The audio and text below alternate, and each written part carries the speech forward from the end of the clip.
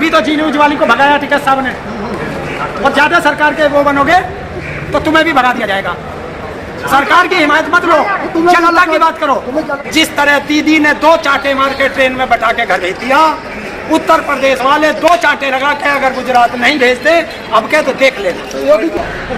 तो जब जब जरूरत पड़ी है, माँ कसम इन किसानों ने दराती को हथियार बनाया है। और तो अब हम पूछते हैं कि ओए मोदी, जो जीडीपी मनमोहन छोड़ के गया था, जो और बहनों भाइयों क्या करें, बंगाल में तो बहुत जोर लगाए और बंगाली बगाई में नहीं आए। अब बारी उत्तर प्रदेश की है, और बहनों भाइयों उत्तर प्रदेश वाले भी लक्ष्य लेके बैठे हैं कि 15,000 करोड़ से ज्यादा उनका गन्ने का बकाया है, तो कैसे दे। आप कह रहे लक्ष्य लेके बैठे, भाई एक समय ट्रेन चल रहा है, आएगा तो मोदी ही आएगा। ट्रेन चल रहा है इस समय, हाँ जेल जाएगा चुनाव के बाद, आएगा तो मोदी ही, पर करने क्या आएगा ये नहीं चला रहे वो। उत्तर प्रदेश के अंदर लठ खाने आएगा। जिस तरह दीदी ने 2 चांटे मार के ट्रेन में बैठा के घर भेज दिया, उत्तर प्रदेश वाले 2 चांटे लगा के अगर गुजरात नहीं भेजते अब के तो देख लेना। योगी जी से तो कोई शिकायत नहीं है। योगी जी का काम है कि जाओ मठ में और पूजा करो, उनसे तो कोई शिकायत नहीं। अरे शिकायत, अरे देखिए उनके राज्य में उत्तर प्रदेश का किसान मजदूर नागरिक ऑक्सीजन नहीं मिली, दवाई नहीं मिली, बेड नहीं मिली, और जब अंतिम समय आया तो मरने के बाद शमशान घाट नहीं मिले, उन्हें गंगा में बहाना पड़ा, गंगा के किनारे उनकी कब्र बनानी पड़ी, और कब्र बनाने के बाद भी इस योगी जी को तसल्ली नहीं हुई, क्योंकि हवा में वो रेत उड़ गया और उनकी कब्र दिखने लगी। तो वहां आदमी भेजकर उनकी जो कब्र पर उनका वो क्या बोलते हैं कफन था वो भी उतरवा रहा है ताकि दिखाई ना। जहाँ किसानों को अन्नदाता कहा जाता है, वहीं आप इतना बड़ा आंदोलन कर रहे हैं, क्या ये सही है आंदोलन करना? विकट सही। देखिए अन्नदाता कहा जाता है किसानों को। जब सरकार गद्दार हो जाए, बेवफा हो जाए, देशद्रोही हो जाए, तो जब जब जरूरत पड़ी है, माँ कसम इन किसानों ने दराती को हथियार बनाया है और अब फिर बनाएंगे। लड़ेगा हर सरकार से, लेकिन हथियार उनकी गर्दन काटने के लिए नहीं बनाएगा। आपसे लास्ट क्वेश्चन, जैसे कि आपने कहा था कि नई सुबह आएगी 26 तक, तो कल जो नई सुबह होगी उसमें क्या होगा नया? देखना होगा, देखना, यही तो सस्पेंस है।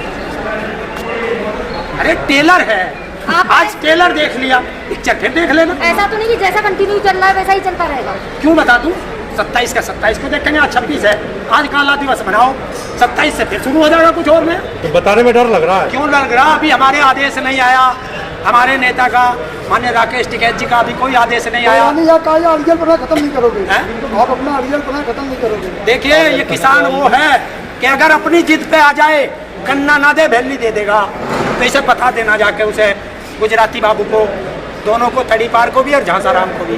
जैसा कि अभी तो आपने केवल टिकरी बॉर्डर, सिंधु बॉर्डर और कहीं दिल्ली की बाउंड्री सील की, और अब आप कोर्ट प्लाजा पे भी जा रहे हैं, तो ऐसा नहीं है कि आप हर जगह धरना दे रहे हैं। देखिए हम उससे किसान, आम लोगों को दिक्कत होगी ना। अरे आम लोगों का जीवन बचाना है, जो रोज इस पे ट्रैवल करते हैं उन लोगों को दिक्कत होगी। उनका जीवन बचाना है कि वो आने वाली नस्ल उनकी कहाँ से भोजन खाएगी। बताइए 100 रुपए की रोटी, 50 रुपए की रोटी कौन खा लेगा? बताओ कौन? तू खा लेगी 50 रुपए की रोटी? कितना परिवार खा लेगा? ये फसल की, नस्ल की, आन की, पान की, शान की, हर चीज की लड़ाई, और अब तो देश बचाने की लड़ाई है कि देश बिक चुका है। ऐसा नहीं कह रहे कि आप अपनी लड़ाई से भटक चुके हैं, पहले 3 कानूनों के ऊपर लड़ाई थी, अब आप कह रहे हैं देश की लड़ाई, आप भटकते हुए नहीं नजर आ रहे? अच्छा, या भटक ये देश का इतना किसान है, इतना लाखों करोड़ों किसान जो है आंदोलन कर रहा है, ये तो सब भटक गए। बस लाली एक तू ही समझदार बची है। पूरे सिस्टम को किसान ही चलाना चाहिए। अरे देश में 70% किसान है, 70%, तो देश किसानों से चलेगा, किससे चलेगा? ये भारत देश कृषि प्रधान देश है, अगर किसान की नहीं सुनेगा तो वो राज नहीं करेगा। अगर किसान की बात माननी पड़ेगी तो राज करोगे, और जो किसान की बात नहीं सुनेगा वो हिंदुस्तान पे आज के बाद राज नहीं करेगा। किसानों की बात माननी पड़ेगी तो ऐसा कीजिए ना, आप अपनी एक अलग पार्टी बना लीजिए, ज्यादा बेटर है। किसी और को वोट देने से अच्छा आप अपने इंसान को वोट दीजिए। आज तुमने कहा कि अगर किसान की बात आई एक पार्टी बना लो, कल को कहोगे तुम्हें ऑक्सीजन चाहिए, ऑक्सीजन की फैक्ट्री लगा लो, परसों कहोगे हॉस्पिटल बना लो, तो सारा काम किसान ही करेगा। पूरे सिस्टम का ठेका नहीं ले रखा। हमने कहा NSP से लेके विद्यार्थियों का गई, शिक्षकों का गई, सबके तो पूरी बात सुन बेटे हमारे, इनको नौकरी चाहिए या नहीं चाहिए? चाहिए तो इनकी लड़ाई कौन लड़ेगा? इनका बाप ही तो लड़ेगा, है? तू तो आने का नहीं इनकी लड़ाई। दूसरी चीज हम कृषि करते हैं तो हमारी खेती का हमें लड़ना है। हमारे बच्चे बीमार होंगे तो हॉस्पिटल के लिए लड़ेंगे, सरकार बनाई है तो सरकार से लड़ रहे हैं हम। अभी तक सन्नाटा था, फिर रौनक शुरू हो गई। अभी तक सन्नाटा था यार थारा पता नहीं चलता भाई, और से फिर नहीं थारा पता नहीं चलता। आदमी कम करे तो आदमी बॉर्डर पे रहे नहीं तो तबाही, आदमी 4 बढ़ जाओ नुका यहाँ तो भीड़ कर दीजिए, भीड़ कर दी तो तबाही। अरे उस झांसाराम से पूछ के आओ अपने चाचा से, चाचा से पूछ के आओ अपने कि चाचा कितनी भीड़ चाहिए बॉर्डर पे जो तेरी आँख खुले, उससे पूछो। आप तो बोल रहे हमारा चाचा, फिर आपका कौन है? आपका कौन? हमारा इस समय दुश्मन है, वो दुश्मन नहीं भाई हुआ भाई हमारा चाचा कैसे हो गया? भाई नहीं दुश्मन देश का दुश्मन। तो हमारा चाचा कैसे बना दिया? हमारा चाचा कैसे तुम बना उन दिया? लोगों की जाके आके बड़ाई कर रहे हो, आके उन्हीं का धर दो। अभी तो जी वो हम चीन तो उजवाली को आपको भगाया बता था। रहे हैं, हम तो आपको बता रहे हैं ना, तो सच है। राकेश जी ने इस सही बात है, को तो बता रहे हैं ना। तो सच है तो सच का साथ हो ना। हमने कब कही तुम हमारा पक्ष लो? हम किसी मीडिया वाले से नहीं कहते कि हमारा पक्ष लो, हम कहते हैं हिंदुस्तान की सच्चाई, किसान की सच्चाई दिखाओ सबको। तभी तो मैंने बोला अपनी पार्टी बना लीजिए, आप कह रहे हैं आपके बच्चे तो आप हम राजनीतिक लोग हैं, हम किसान हैं। देखिए, हम तो किसान हैं, देखिए, पार्टी बना ले। हमारा बेटा बॉर्डर पे हथियार अच्छा चला सकता है, हम हथियार अच्छा नहीं चला सकते। वो बेटा जब वापस आएगा तो वो हमारी खेती सीख के अभी आप- वो खेती बढ़िया कर सकता है।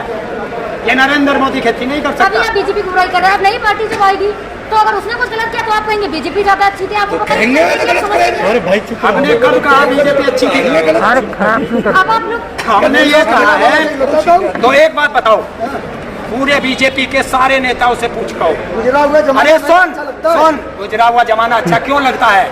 जब वर्तमान वाला नालायक निकल जाए, देशद्रोही निकल जाए, तब भूतकाल को अच्छा कहा जाता है। बढ़िया।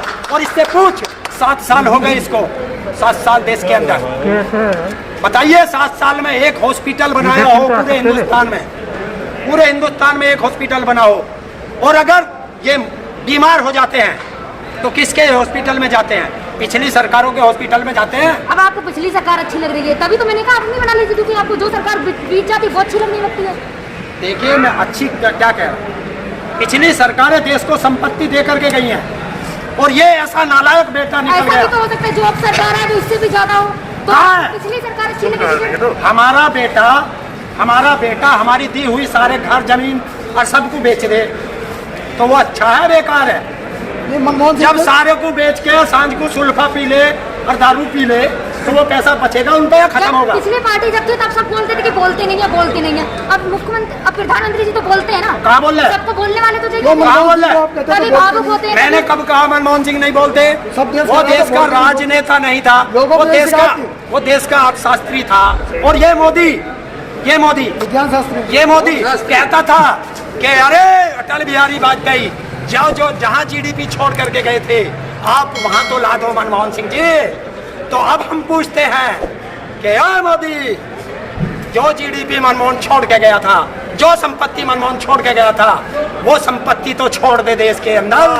बहुत बढ़िया, मजा आ गया साहब।